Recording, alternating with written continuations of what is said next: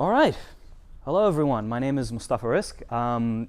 As Lizzie mentioned, I recently finished up my PhD at Monash in the broad area of cooperative AI. So what I'm going to do today is I'm going to give you the briefest possible overview that one can of a thesis and give you an introduction to this really exciting emerging area called cooperative AI and touch on a few really interesting ideas that the AI community doesn't often talk about.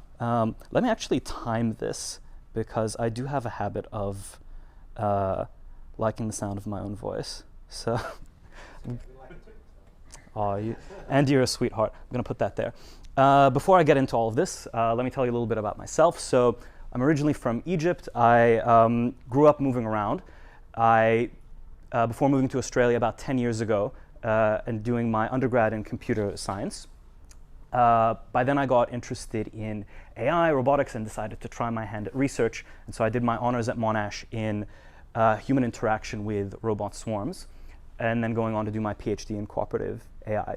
That's a very dry background, so I've included this picture to give you a sense of my vibe.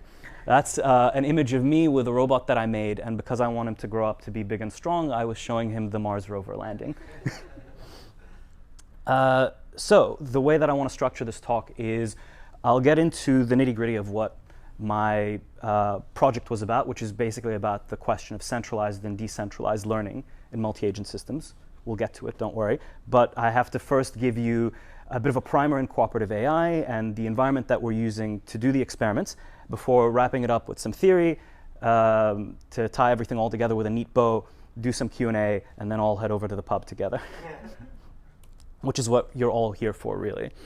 So cooperative AI is this really interesting emerging area. So we're sort of headed on this trajectory as a society with the emergence of AI and the presence of more and more AI systems in our lives. We're looking at a future where we're going to have self-driving cars all over the streets. We're going to have AI assistants. We're going to have robots running the factories. And so with more and more autonomous systems out there, there are more scenarios in which these systems can encounter one another and have the opportunity to cooperate. So I'm going to use that word a lot. The working definition we're going to use here is cooperation is when agents can work together towards a mutual benefit.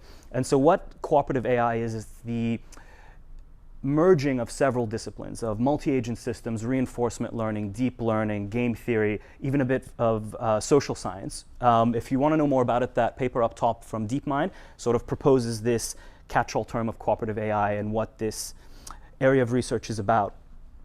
The issue is that a lot of the AI research that's out there is always about either single-agent systems, or when it is multi-agent, it's competitive. It's about zero-sum two-player games. You got your chess, you got your shogi, you got your Go. And realistically, pure competition is less likely for you to encounter as compared to pure cooperation or a mix of cooperation and competition. So cooperation is something that's important for us to study. So let's start. That's a very broad overview, right? Cooperation. Let's zoom in a little bit. So let's look at a fundamental question, the ABCs of cooperation.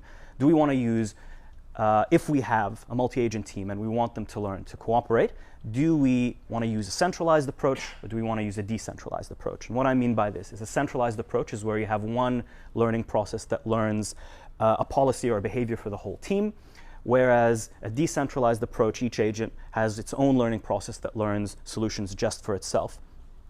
So the centralized approach, the benefit of it is that it is expected to find a solution that's good for the collective, for a globally good solution, but to scale poorly as the number of agents increases. The decentralized approach doesn't have that scalability problem because each agent only optimizes for itself, so that's a constant search space no matter how big the team is. But it has this issue of non-stationarity, which is basically that the more and more agents you add to the environment, the more non-stationary that environment becomes from the perspective of an individual agent. If you learn a policy and it's the best policy at this given time, if all the other agents are learning at the same time, then at the next time step, when they update their policies, what you thought was best a minute ago is no longer what is best now. So this is a very fundamental concept, and it's a trade-off that people talk about in all the papers. But the question is, does it hold? And so in some parallel disciplines, they've posed this question very recently. That paper on the left is from 2017. The one on the right is from 2020. They've posed this question in those disciplines, and they found that the trade-off actually didn't hold as expected. There were actually unexpected outcomes. And so that raises the question, well, is that the case in multi-agent learning? And so in multi-agent learning, some comparisons have been done, but always on tasks that are rather simple, but not tasks that are complex. And so what do I mean when I talk about complexity? Well, I don't mean physical complexity. So physical complexity is when you have environments that have lots of, have like realistic 3D physics, that have robots with complex sensors and actuators, and they're learning high-level representations from pixels and yada, yada, yada. What we are interested in is social complexity. So what do I mean by that? So let's say you have these two robots and you want them to pick up a box together, and no one robot can pick it up on their own. Straightforward enough. Let's make it socially complex. So let's say now there's a bunch of smaller boxes, and an individual robot can go and pick those up on its own. So now it has this choice between, oh, do I sit around and wait for this other guy to help me out and risk potentially getting no reward at all because I never was able to pick up the big box?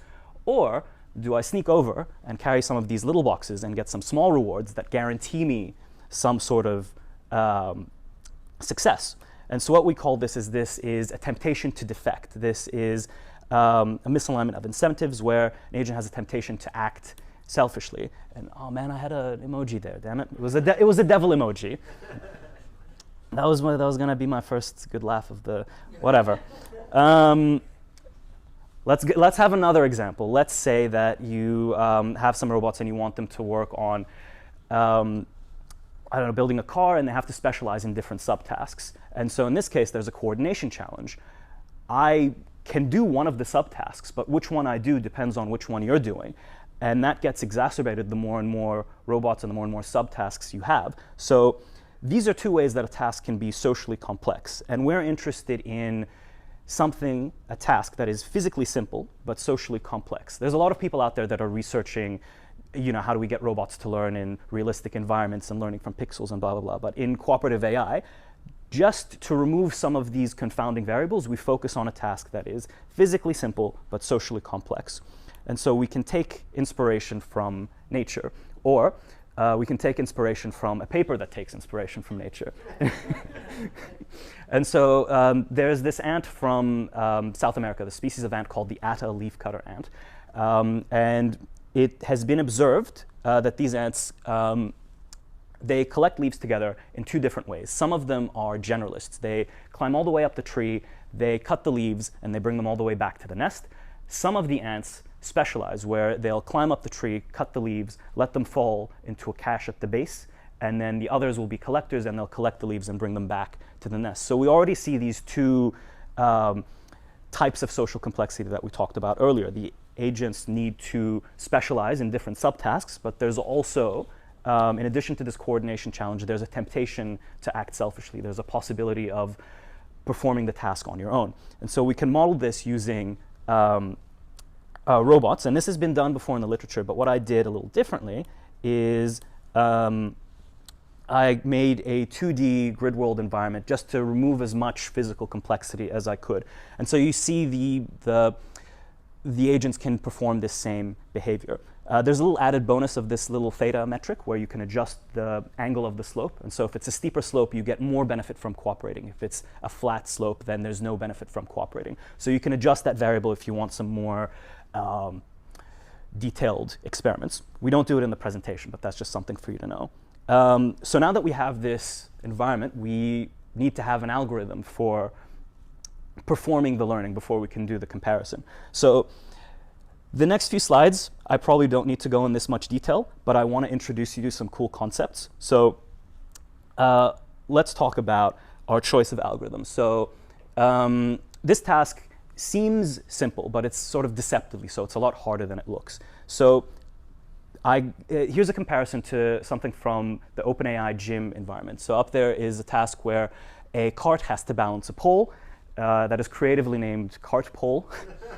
And so in the cart pole, an agent can balance the pole for, say, half a second. And then once it gets that bit of partial success, it can go on, it can balance it for, say, 0.6 seconds, a whole second, a second and a half. So there's this gradient of improvement. So these plots, basically, I can go into them in the Q&A if you want, but basically, if you sample a bunch of random solutions and you sort them in order of worst to best, there's this gradient of improvement, which means that if you're searching in the space of solutions, you can find something that kind of works and you can gradually improve on it. You can use a gradient-based algorithm to do that.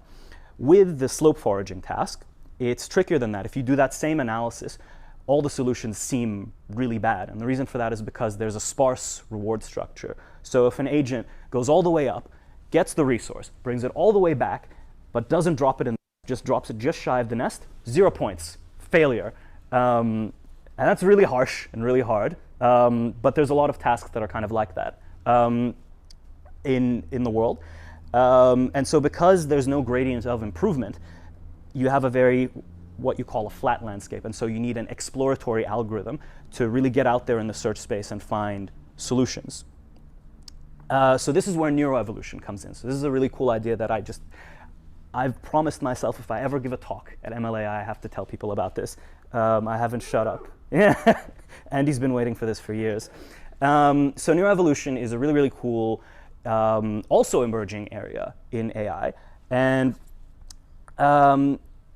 basically, it's of interest to us because it's a population-based algorithm. So you create a population of solutions, and in this case, the solutions are neural networks. And you evaluate all of them in a generation, and then based on their performance, you create another generation, and then they produce another generation. And it basically mimics evolution as observed in nature, but applies it to neural networks. So this area of research, much like neural networks themselves, had been resigned to a dusty textbook until it started showing that it can outperform reinforcement learning at particular tasks. And that's of interest for our purposes. Population-based methods are really good for exploration, but they're also good because they give us access to this unique toolkit of other methods that you can't really use with your standard reinforcement learning. Things like novelty search, quality diversity, neural architecture search, which, by the way, that's a really cool one because the reason I think this is interesting is because this is unrelated to the cooperative AI stuff, but it's still really interesting, is that you can evolve not only the weights of the network, but the architecture. So you could start with a network that's really simple and get something that's more and more complex. And that sounds a lot like biological evolution to me. And I think if biological evolution was good enough for human brains, then why not for artificial brains? But maybe that's too big of a claim to make in my first public talk. But it's really cool. I think you guys should look into it. Back to cooperative AI, the specific algorithm that we use, a specific type of neuroevolution, is something called CMA. And the reason I want to show you this is because it's really cool compared to, say, your standard genetic algorithm where you have a discrete population of solutions. In CMA, you have a distribution that's defined by a mean and a covariance.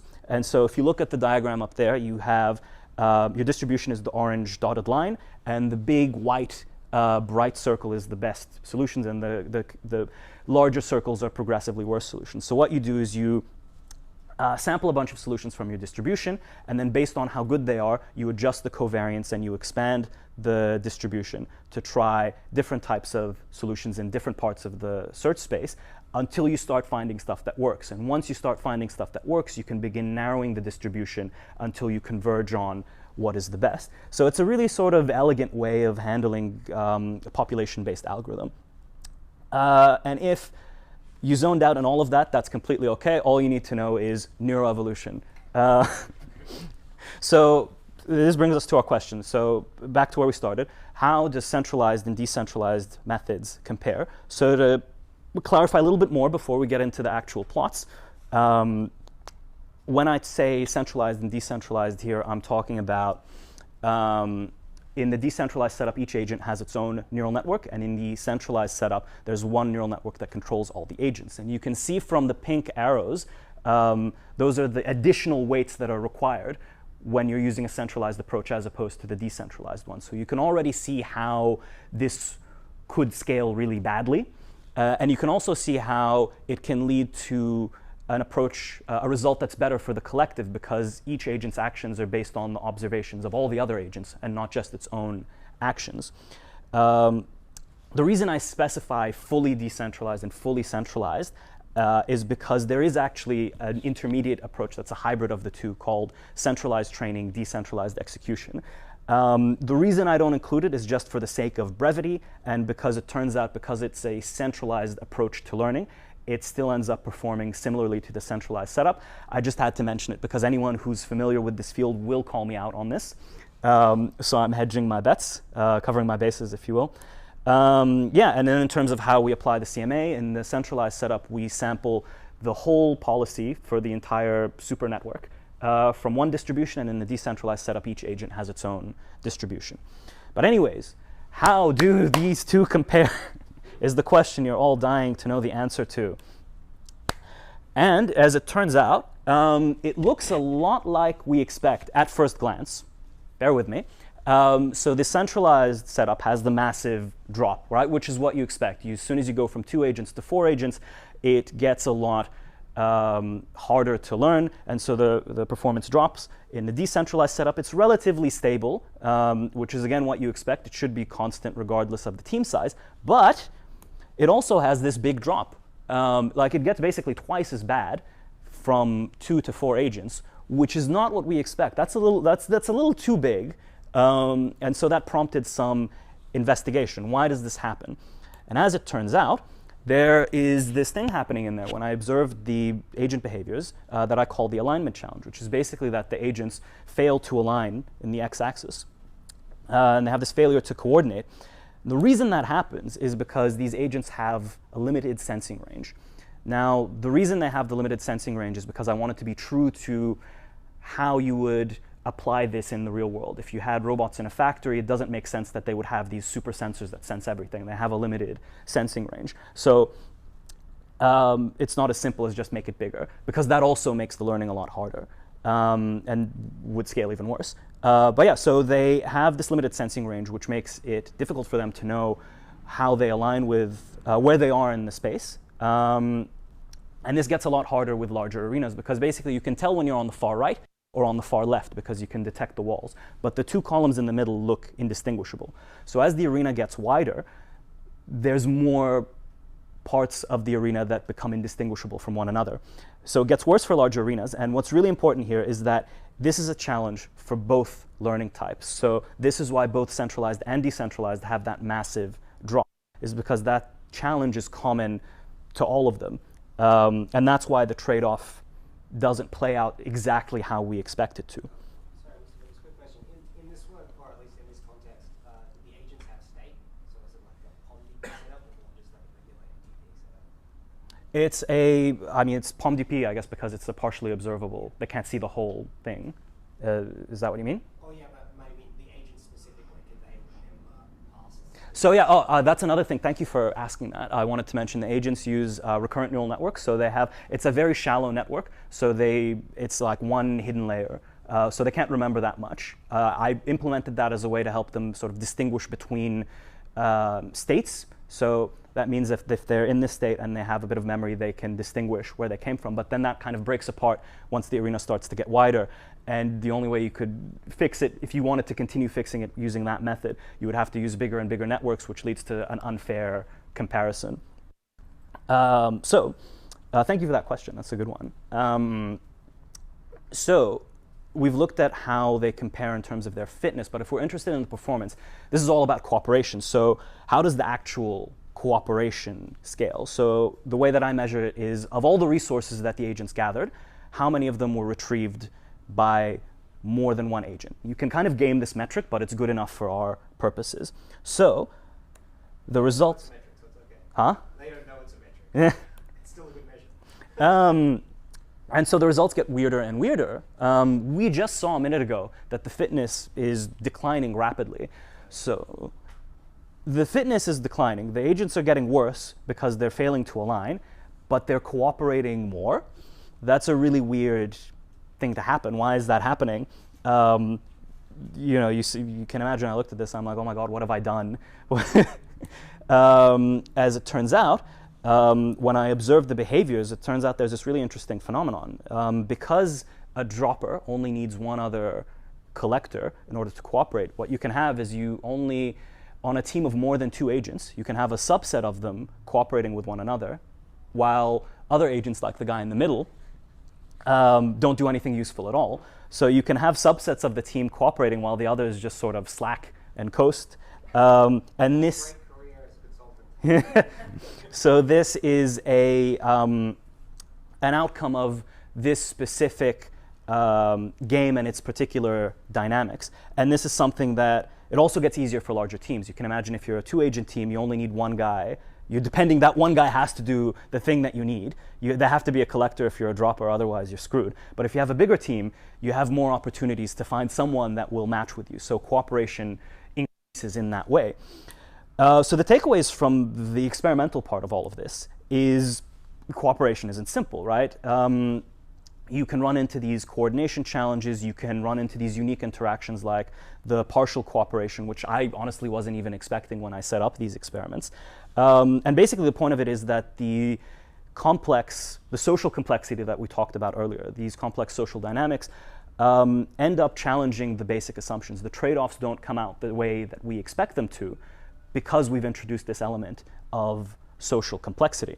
But before we can get to our final conclusions and what this means for the field as a whole, we want to know, did we get this outcome because of my specific implementation or because of the social dynamics, right? Is it something to do with the Python implementation or the hyperparameters that I chose for the CMA algorithm or the neural network architecture or the blah, blah, blah, blah, blah. So what we need is a theoretical model.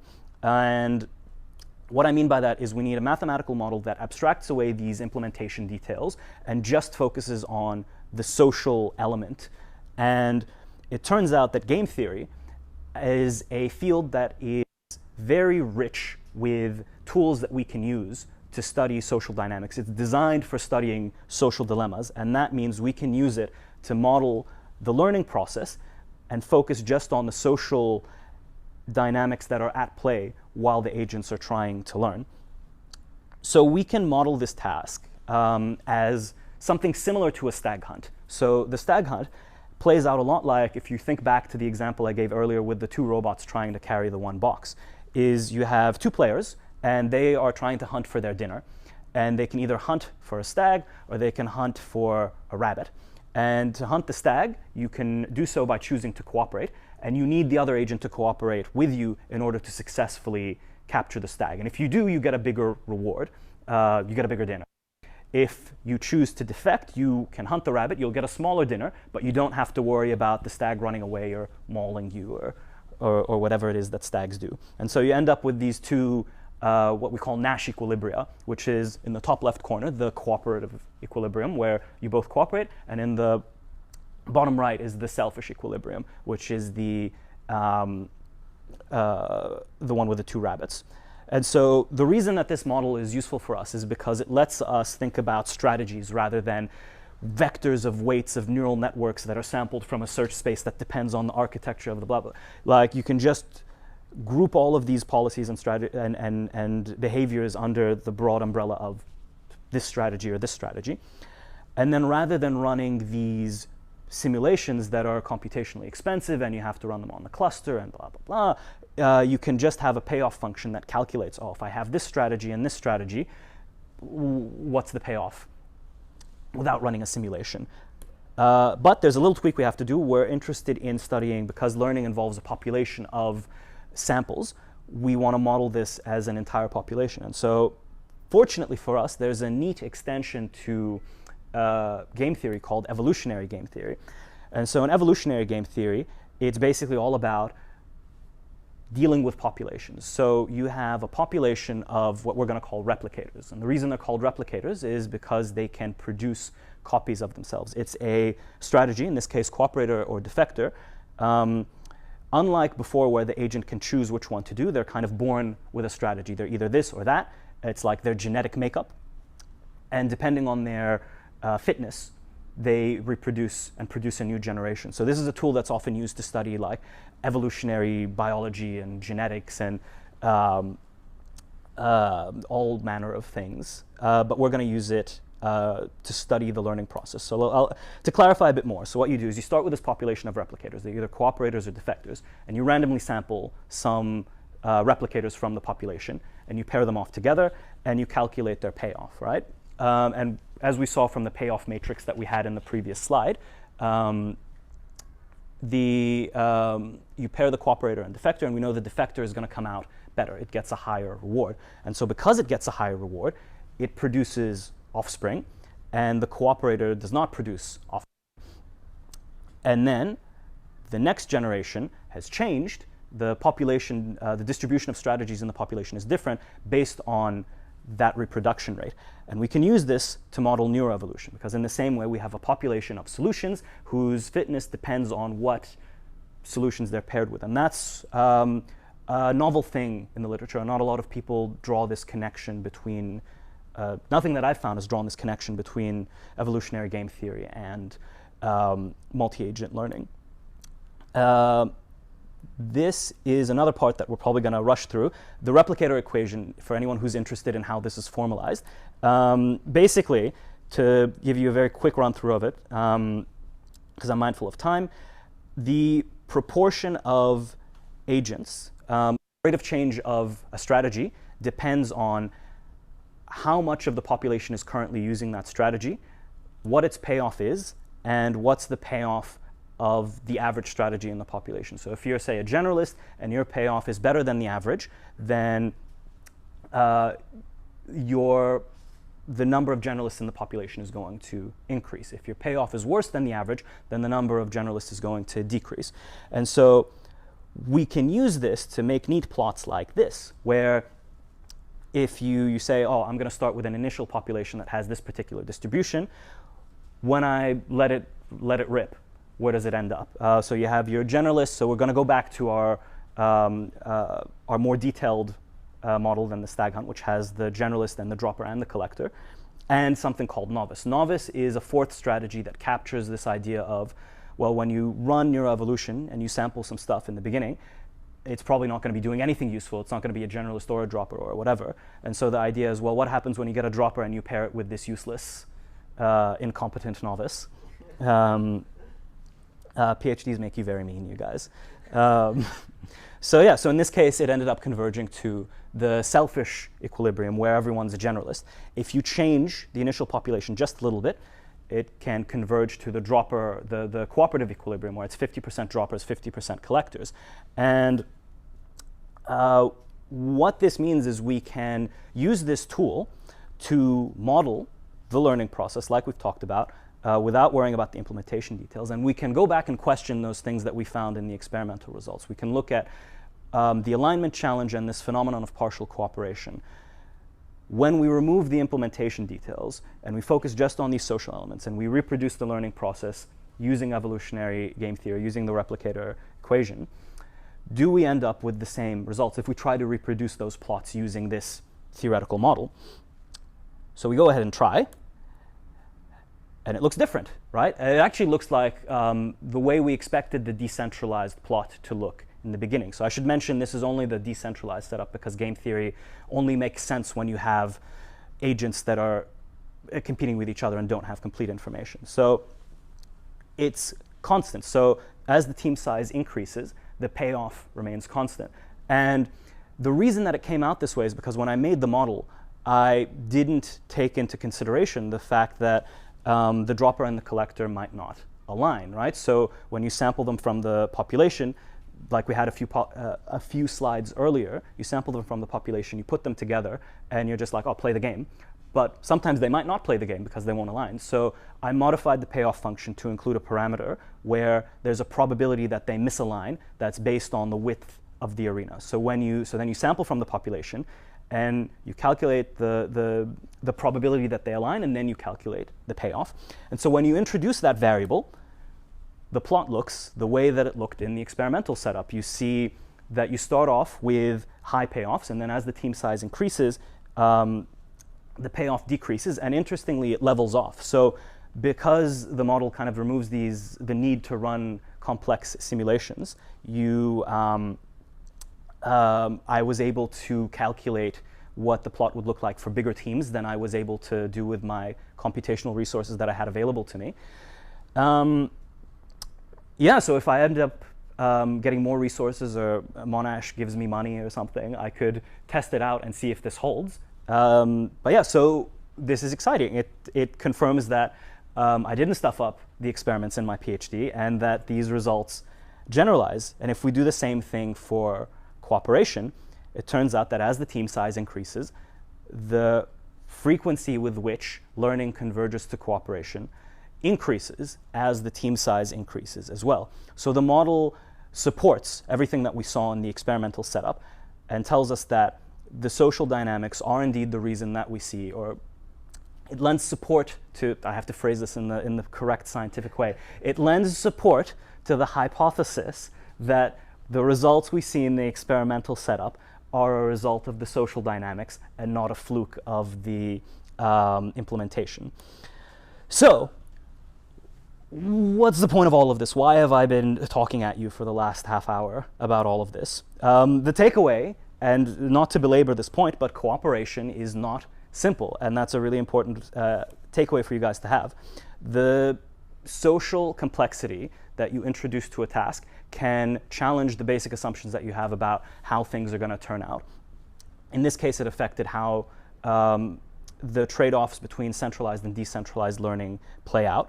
The reason that this is important, because I've said this before, the reason that it's important is because it tells you, it informs your next steps to take. So if we didn't know about this, if we hadn't done this comparison and we tried implementing the decentralized setup and we found that it was having this weird scaling, we'd be like, oh, I did something wrong in my code, I'm going to have to try again. And you would think that there's something wrong with the way you've implemented it, or oh, maybe we should try a different type of learning. But because we know this, now we know that there's this fundamental challenge that occurs for both learning types that is fundamental to the problem, and so we can focus on addressing that one. In the case of slope foraging, you can do stuff like communication. Well, let's get the agents to communicate with one another about where they are so they can figure out where they are relative to one another and align properly. We can introduce a world model so the agents have this understanding of what the world looks like, and based on their observations, what might be going on and where their teammates might be. We can introduce a theory of mind so that the agents can reason about, well, what are the motivations of the other agents and what might they want and what might that lead them to do. And all of these are ways you can address the fundamental challenge, but then it introduces more problems because, well, if you have a world model and you implement it in the decentralized setup, and then you have a world model and you implement it in the centralized setup, will they be implemented similarly and have the same relative scaling, or is that going to change?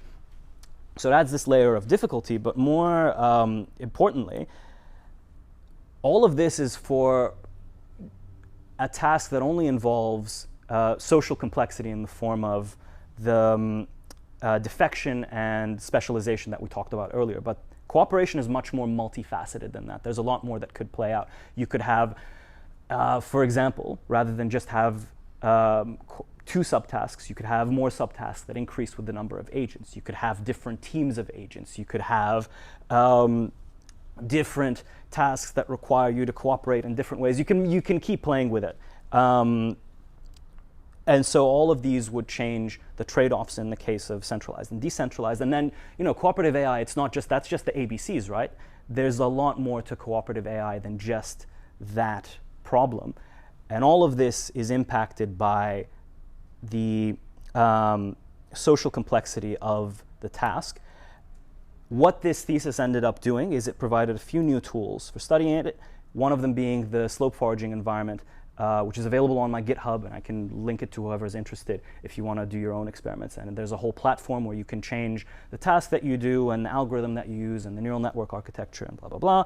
And the other thing the thesis did, in addition to that and the analysis, is creating this bridge between complex multi-agent simulations and complex learning dynamics and evolutionary game theory, which is a relatively simple way to model these dynamics and understand them, which you can then apply to other tasks and other environments. But that's an exercise that I leave for future PhD students or anyone in the audience who is of that mindset. But for now, I hope that has given you a little bit of insight into the world of cooperative AI and why I think it's a really exciting area for AI professionals to look into. Thank you.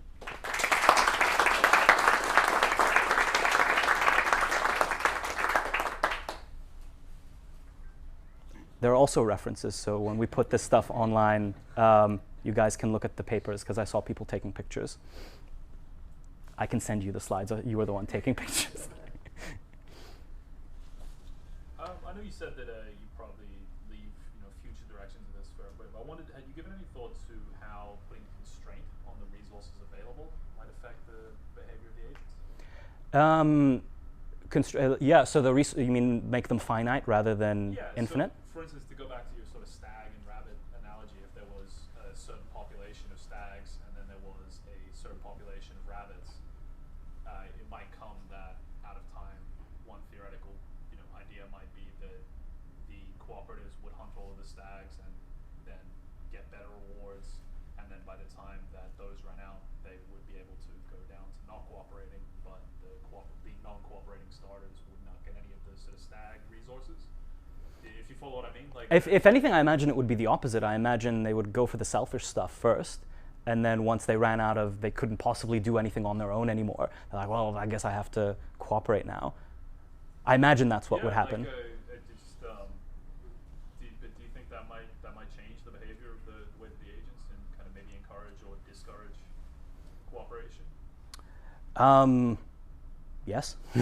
Yeah, I think, anything you modify in the environment is going to have an impact on the scaling. But yeah, I think I've seen some papers that involved having, I'll see if I can find, I can link you a paper, I think you've just reminded me of it, where they had, in the same environment, resources that they could collect only through cooperation and ones they could do selfishly. It was a paper about the emergence of altruism. But yeah, it does change the behavior. I think they're more likely to go with the selfish ones first and then do cooperation, but then that also involves the agents would have to learn. The agents I used they use a relatively simple neural network that's only kind of capable of representing one policy at a time. So I imagine that would involve them. They might end up only learning the one thing because, yeah, once you learn to behave selfishly, you have to do a completely different policy in order to do the cooperative thing. So yeah, it's cooperation is not simple. I'm just going to keep saying that. That's the answer to all the questions. We can learn three things: deflection, cooperation, and then the third is when to switch between the two. Yeah. There was actually the paper that I got the ant setup from. They actually didn't use centralized or decentralized. They used a homogeneous team. And in that case, and I think that's actually more true to how the ants actually behave, because I think what happened with the ants in nature is that it's more like the ants are lazy generalists in that they go up the tree, cut the leaves, and let them fall. And they just let a bunch of leaves fall, and they're like, okay, now I'm going to go down and take them back, rather than going up and down repeatedly. And so what ends up happening is if you do that, and then another ant comes up, and it's like, oh, why would I climb up the tree if there's a bunch of leaves here? So they're basically lazy generalists who steal from each other. And that ends up working, but in that case, to implement it, they didn't use a neural network, but I think you would need something that's a little more sophisticated with it needs like a probabilistic element in order to know when to switch between the two behaviors, because otherwise, if it's not probabilistic, then you have all the agents go up at the same time and go down at the same time, and you need to kind of have a coin flip probability for them to switch, but then you need to, well, what's the probability that they switch, or is that something that you learn? But yeah, sorry, I rambled. But yeah, they would need to learn more complex behavior to do switching, yeah. So when you were sort of talking about this discrete model where you have various different kind of species of replicator, and then these covariance evolutionary strategy, I guess optimization algorithms. So the first thing that came to mind would be putting those two things together to create some sort of Gaussian mixture model for your population, right? So instead of having one Gaussian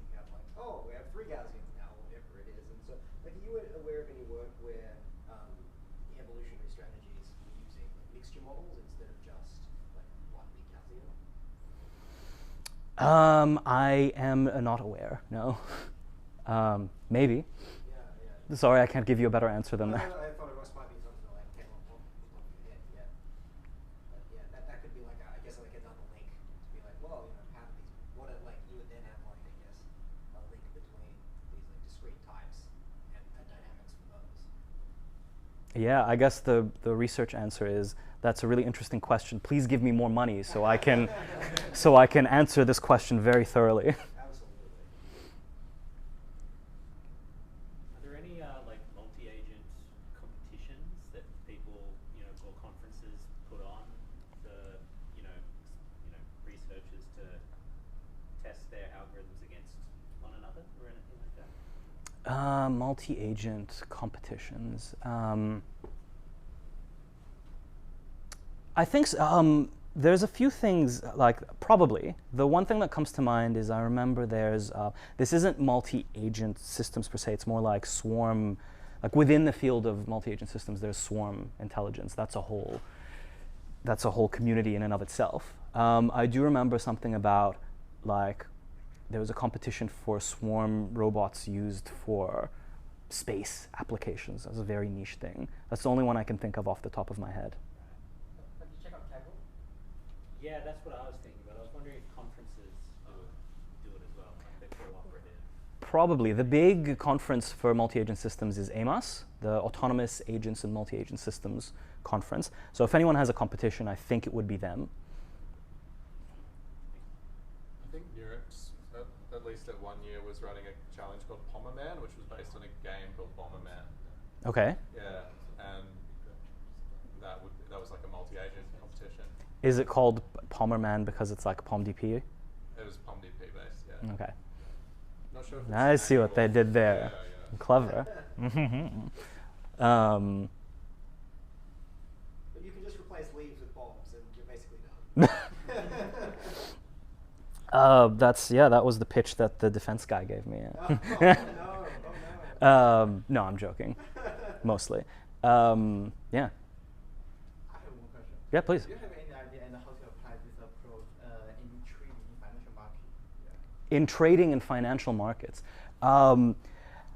If I had a good answer to that, I would be rich, right? Like, I wouldn't be wasting my time with this talk. No, I'm kidding. Yeah, I mean, there's a lot of like reinforcement learning. I think we have a few reinforcement learning guys here. I've heard of it being used in trading.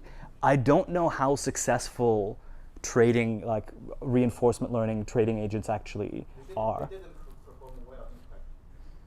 Yeah, because I think like reinforcement learning in general, it's a really cool field for the future. But the problem is that it's just so sample intensive. For any task that's interesting, it's going to have a really complex state and action space. So you're going to have this massive space of solutions that you're sampling from. So you need a lot of computational power to learn anything that's remotely useful. And that's a really difficult thing to overcome. And then like in addition to that, the financial market is just so unpredictable. I had a friend who was telling me that the whole endeavor might just be useless because like it's just black swan events and no reinforcement learning agent can learn how to predict COVID, right? So yeah, single agent setups are probably, as far as I know, haven't been very successful.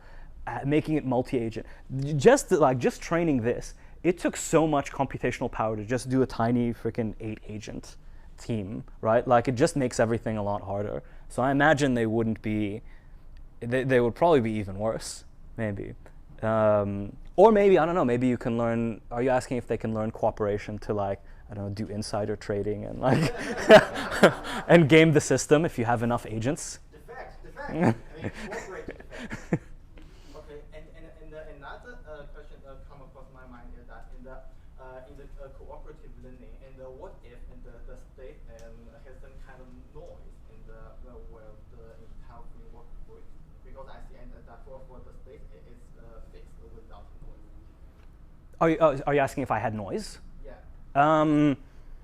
No, I didn't have noise. I mean, there was a bit of stochasticity in terms of like where the resources would respawn and where the agents would spawn in their initial location, so that they weren't learning to behave, like learning the policy based on like a specific location. But yeah, that was something that I didn't have time to add, but I was considering adding in like some obstacles and stuff. In a lot of, this was inspired from like swarm robotics literature. In those papers, they'll sometimes have the robots have communication noise and sensor noise. I didn't do any of that because it was hard enough doing it just the vanilla setup. So the answer is no, but that would be interesting, and you should give me money to answer those questions. So that question about when we can use that made me think. So you had this sort of unexpected result Yeah. of the failures to coordinate between the agents, which comes from the fact that the space is only partially observable. Yep. And the solution space is flat. It's hard to find a good Yep. coordination strategy. And the evolutionary game theory results didn't have that built in, right? When you started with those, Yeah. you didn't add the fact that it's hard to coordinate. Yeah. And so initially the results didn't align, but when you added that bit of difficulty in, they aligned perfectly. Yeah. So if we could identify the sorts of challenges that reinforcement learning and swarm systems face, maybe we could use evolutionary game theory to figure out how they're going to perform without this really sample-intense training, right? Yeah, I think that's kind of the research agenda that my supervisor was sort of, that's the game plan, I think, is that you can, the idea is that I did this for this one task, but what you can do is you can, game theory has all these other games besides the stag hunt. Like you've all heard of the prisoner's dilemma, I'm almost certain. And there's lots of other kinds of games with different payoffs. And so the idea is that if you could run this evolutionary game theory for these different types of games, then and align them with an experimental setup that uses a very simple sort of game, then moving forward you could have, say, a robotics, like you could have a fully robotic setup that will definitely have like a massive state and action space, and definitely have a flat landscape, because you're learning, like all evolutionary robotics setups will have a very flat landscape because you're trying to learn a complex policy from primitive actions. But yeah, you would have this really, this setup that's very complicated to learn from, and so you could, in theory, if you had this suite of analyses, you can pick out the environment, and you can be like, oh, well, which game does it line up to? What happened there? This is what we're expecting to occur, and you can inform your design decisions from that. But yeah, that's exactly, like you really got to the heart of what the last several years of my life have been about. That's a very succinct summary, thank you. Awesome. Anyone else? Oh, yeah, actually, just one other question. So, in the evolutionary setup, there was the like overall variance of the population, and like at least in the Yeah, CMA. things you were showing, like with the CMA, the like when you were near optima, what you would hope would happen is that like Do you want me to go back so you don't have to keep closing your eyes and visualize it, right? and trying to So manifest it? when you're at the top of the hill and like the big dotted line is getting smaller because our variance is going down, so Yep. we've got like variance in the population. And so in the scenarios you're working on, were they like not converged? So was everyone kind of just like chasing each other around all the time because the population continually churning, or had they kind of had the population converge? Because I know in a lot of game theory situations you can have these like things where like I keep like like a stone paper scissors thing where I keep changing my policy, you keep changing your policy, and we keep like chasing each other's tails. So did you know if you were like So you're asking if the thing converged or not? Are you asking about the experimental setup or the game theory? if you're seeing population convergence or just steady state, like Like steady state being like it keeps flip-flopping between. Yeah, that like agents are constantly changing roles, but the overall kind of, I guess, mixture of behaviors is No, it converged in the experimental setup. It did converge. Yeah, it converged. Yeah, cool. That's it. Yeah, nice. I have one final question. Yeah. About Yeah, please the take it home. Yeah. What if the distribution has multi-modes instead of one peak, and how the algorithm? I mean, it is multimodal, right? Because in the fitness landscape, there's the cooperative optimum, and there's the selfish optimum. So it is multimodal, and there's also, it's probably even more complicated than that because there might be sort of different ways that you can behave like there's different, how do I phrase this? So it's the space of all neural networks possible, right? So there's probably more than one neural network weight configuration that can lead to your agents performing selfishly or performing cooperatively. So yeah, you have at least two optima in this environment. And there was like part of the thesis actually involved me trying to map out what the landscape looked like with great difficulty and like dimensionality reduction and stuff. But yeah, the question was, what if it was multimodal? The answer is it was. But as you got through, it's kind of like once they became a dropper, it just stayed a dropper, generally. Like once it became a collector, it stayed a collector. Let me think. In the experimental setup? Yeah. Um,